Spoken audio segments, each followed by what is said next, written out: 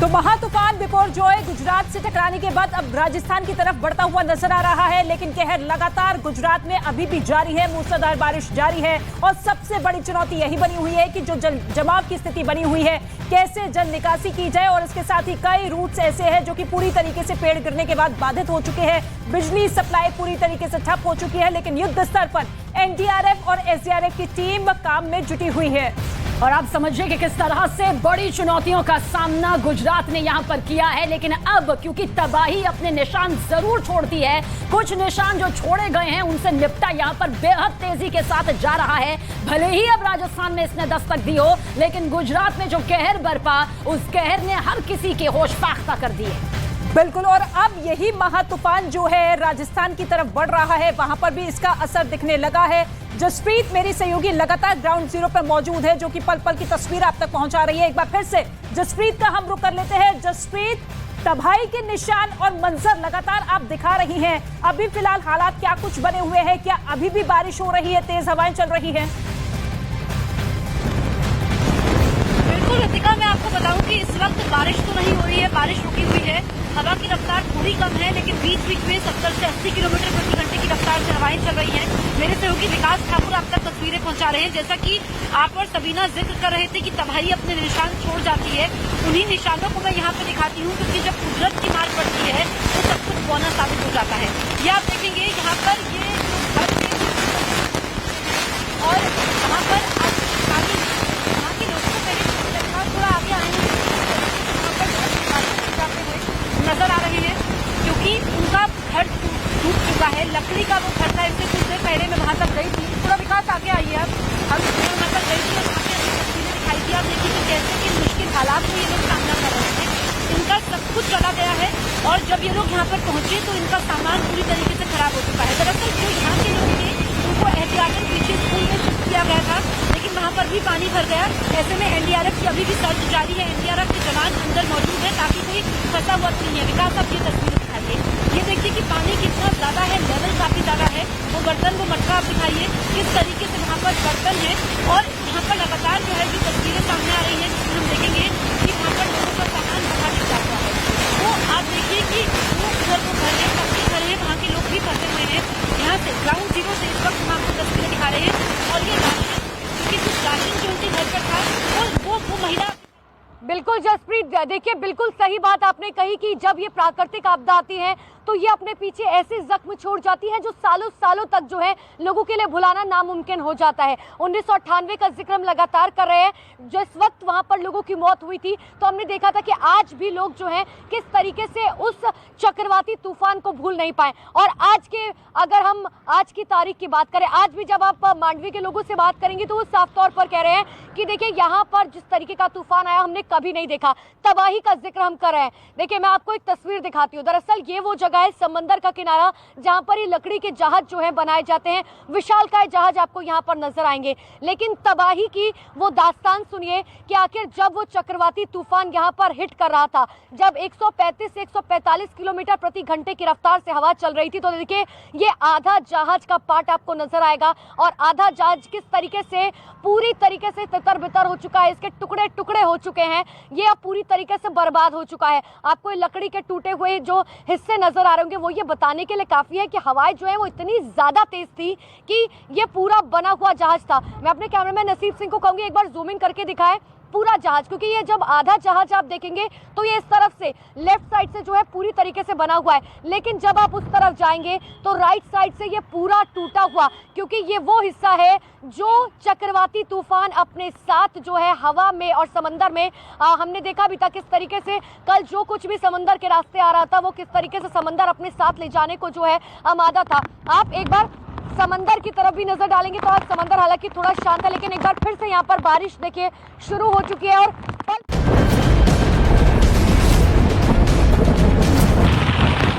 जमीन पर तबाही मचाने के लिए बिल्कुल आतुर है।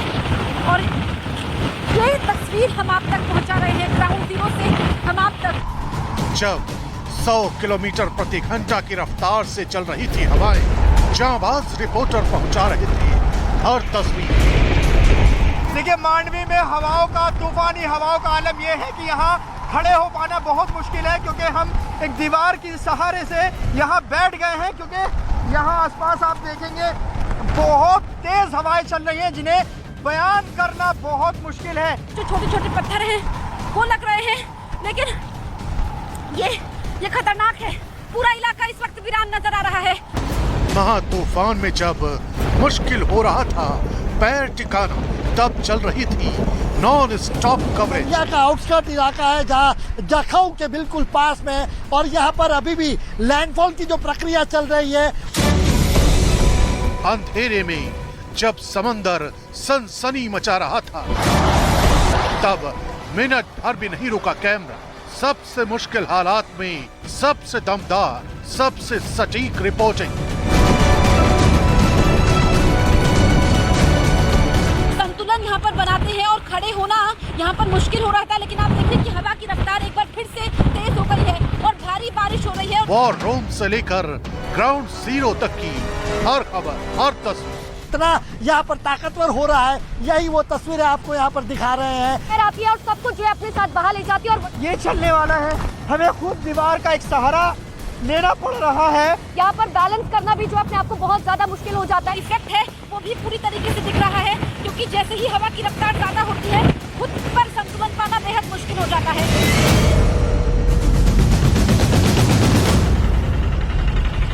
तो लगातार ग्राउंड जीरो से हम आप तक तस्वीरें पहुंचा रहे हैं। द्वारका का हाल मैं आपको बताऊं कि अभी यहाँ पर काफी हद तक स्थिति सामान्य होती हुई नजर आ रही है, लेकिन पानी जिस तरीके से भरा हुआ है, क्योंकि जो ये निचले इलाके हैं यहाँ पर आप देखेंगे कि लोगों के घर पूरी तरीके से डूब चुके हैं। विकास आप दिखाइए कैसे वो जो महिला है वो अपने घर से जो सामान है, जो सामान बचा हुआ है, चाहे वो आप देखिए कि टिन है, राशन का जो सामान है, जो भी सामान वो आगे ले जा पा रही है उसको उन मुश्किल हालात में, और जब यहाँ पर कमर तक पानी है आगे बढ़ते हुए ये ले जा रही है। ऐसे ही हमने कई परिवारों को देखा जो वहां तक गए क्योंकि उनका सामान डूब चुका है। दरअसल एनडीआरएफ की टीम यहां पर पहुंची थी क्योंकि इन लोगों को इवैक्यूएट किया गया था और इनको एक सरकारी स्कूल में रखा गया था, लेकिन सरकारी स्कूल में भी पानी भर गया। अब इनको दूसरी जगह शिफ्ट किया गया है। इसी तरीके से ये तस्वीरें निकल करके सामने आई है और हमने देखा कि यहाँ पर तमाम जो लोग थे वो घर पर लौटे, और जब लौटे तो वहां पर सामान ही नहीं था। यानी कि एक बार अपने घर की तरफ गए कि अगर कुछ बचा कुचा सामान है जिसको वो अपने रोज की जिंदगी में उसको इस्तेमाल कर पाए तो हो, लेकिन जिस तरीके से ये तूफान बिपरजॉय है जो काफी ज्यादा खतरनाक साबित हो सकता था, क्योंकि तूफान को रोकना तो इंसानी हाथों में नहीं है, लेकिन जिस तरीके से तूफान के तेवर थे उसके बाद जो है वहां पर स्थिति को काफी हद तक काबू करने की कोशिश की गई। चाहे हम बात करें केंद्र सरकार की, हम बात करें राज्य सरकार की, गुजरात सरकार की, जो दोनों के बीच में तालमेल था, इस वजह से नुकसान काफी ज्यादा कम किया गया है। एक रिपोर्ट के जरिए हम आपको बताते हैं कि कैसी तैयारी की गई थी, जिसकी वजह से अब स्थिति धीरे धीरे सामान्य हो रही है।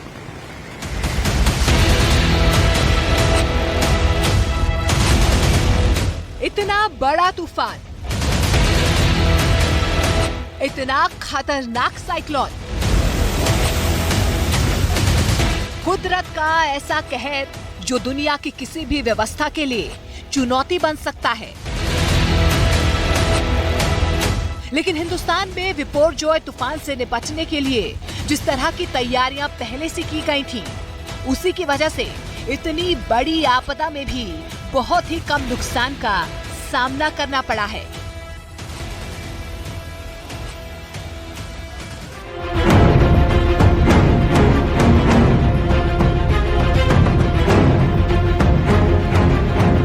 बिपरजॉय तूफान जब गुजरात के तट से टकराया तो बहुत ही भयावह था। कच्चे मकानों को उखाड़ देने वाला था और इसके लिए पहले ही अलर्ट जारी कर दिया गया था। ऐसे घरों को खाली करवा दिया गया था। लोगों को भी ऐसे प्रभावित इलाकों से निकालकर पहले ही सुरक्षित जगहों पर पहुंचा दिया गया था। इन तैयारियों की वजह से ही नुकसान बेहद कम हुआ। केंद्र सरकार और राज्य सरकार की सतर्कता और तूफान के बीच में एनडीआरएफ, एसडीआरएफ, सेना, बीएसएफ, कोस्ट गार्ड और स्थानीय प्रशासन जबरदस्त हौसला दिखाते हुए डटे हुए हैं। इतना ही नहीं, साइक्लोन प्रभावित जिलों में लोगों के राहत बचाव के साथ साथ उनकी जरूरी साजो सामान की चीजें भी पहुंचा रहे हैं। सबसे बड़ी बात कि खुद प्रधानमंत्री नरेंद्र मोदी ने इस तूफान से निपटने के लिए मोर्चा संभाल रखा है। तूफान टकराने के पहले प्रधानमंत्री ने एक आपात बैठक बुलाई थी। तूफान से होने वाले नुकसान को कम करने पर जोर दिया गया। केंद्र के स्तर से तैयारियों की समीक्षा की जाती रही। केंद्र सरकार की एजेंसियों ने तूफान के बीच मोर्चा संभाला। प्रधानमंत्री जी ने जब मुख्यमंत्री जी से बात की, मैंने जब सोशल मीडिया में मैंने पढ़ा तो मैं एकदम स्तब्ध था कि प्रधानमंत्री जी ने मात्र मानव जीवन की ही चिंता नहीं की, साथ ही में गिर में बसने वाले हमारे देश की पहचान सिंहों की भी, शेरों की भी उन्होंने चिंता की है, प्राणियों की भी चिंता की है, गांव में बसने वाले सभी नागरिकों की चिंता की है, खेतों की चिंता की है।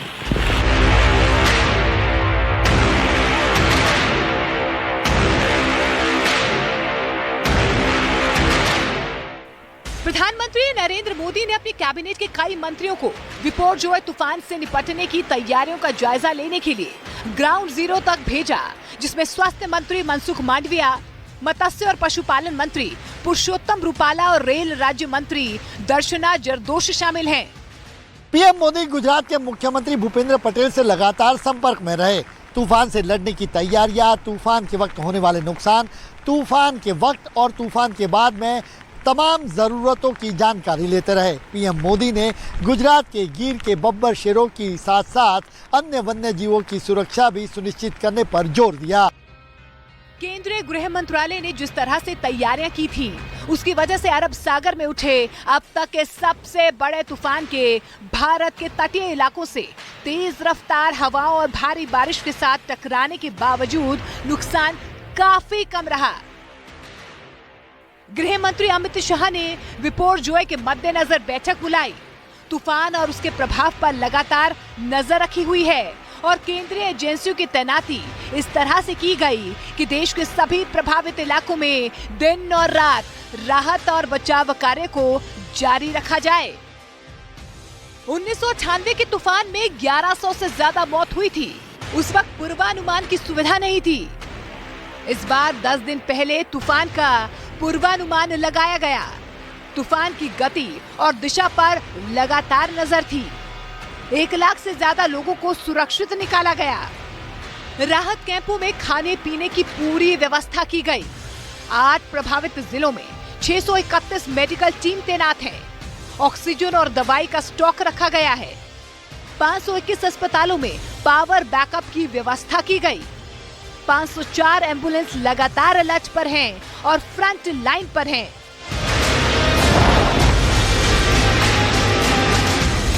सबसे बड़ी बात कि ऐसी आपदा की स्थिति में लोग एक दूसरे से फोन पर संपर्क नहीं कर पाते।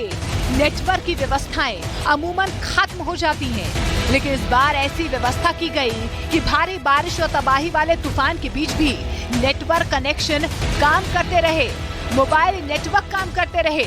इसके लिए सरकार ने इंटरसेप्टर रोमिंग की सुविधा दी। यहाँ तक कि एक कदम आगे सोचते हुए अगर नेटवर्क टावर ध्वस्त होते हैं तो सैटेलाइट फोन और वायरलेस नेटवर्क को भी तैयार रखा गया। नेटवर्क की ऐसी व्यवस्था की वजह से इमरजेंसी कार्यों में लगी एजेंसियां एक दूसरे से आसानी से संपर्क में बनी हुई हैं और साथ ही लोगों तक भी तेजी से राहत पहुंचाई जा रही है।